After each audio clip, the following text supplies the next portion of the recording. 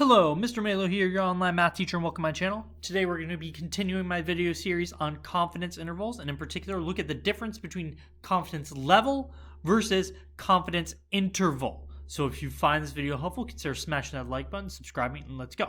So in my previous video, I talked about why we care about intervals, why intervals are of use for us. And that's because that when we take a sample statistic, it's not going to be exactly the parameter we're looking to estimate. So what we essentially do is we create an interval around this sample statistic to give us plausible values that our parameter might take on. So in this scenario, we have a large student at a university who's interested in studying the GPAs of full-time enrolled students. They take a simple random sample of 72 full-time enrolled students and find the mean GPA of that sample is 2.9 with a standard deviation of 0.15. And that 40 of the 72 students are reported having a GPA above 3.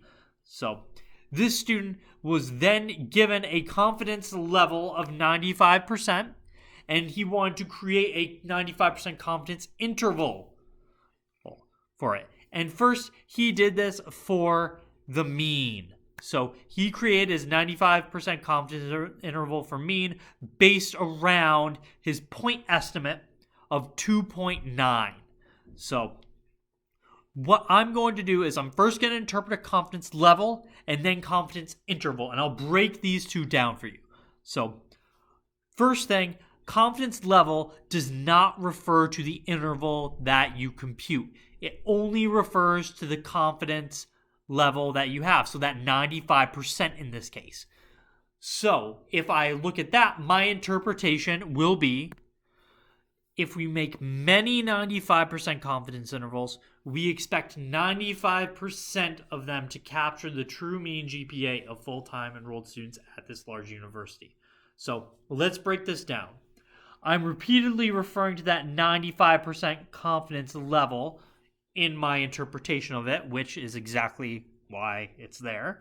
So what this is saying, each time you take a new point estimate, you can go through a process and compute your 95% confidence interval. Well, your point estimates are going to vary depending on the sample.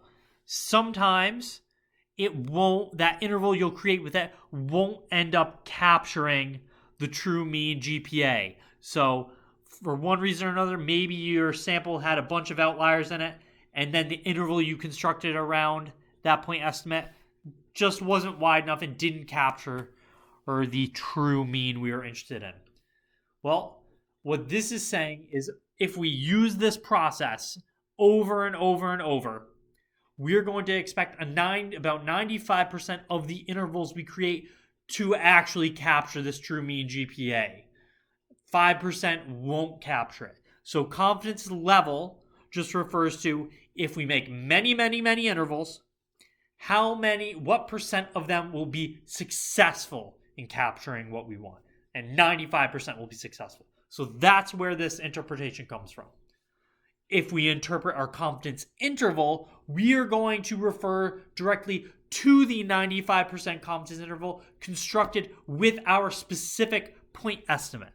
So if I'm going to interpret confidence interval here, I'm going to have, we are 95% confident that the interval from 2.86 to 2.94 captures the true mean GPA of full-time students enrolled at this large university. So I still need to refer to the confidence level here, but now I also refer to that interval. So what we're saying is the interval that goes from a GPA of 2.86 to 2.94, we are 95% confident that it's going to capture the true mean GPA here. So what that is really saying is that this is the range of values we expect it to really fall between, or we're fairly certain this is a reasonable interval around our point estimate of 2.9. So this is where it's slightly different. Confidence level is just kind of in general what our 95% confidence intervals are what they are once we have decided what percent we want our confidence to be.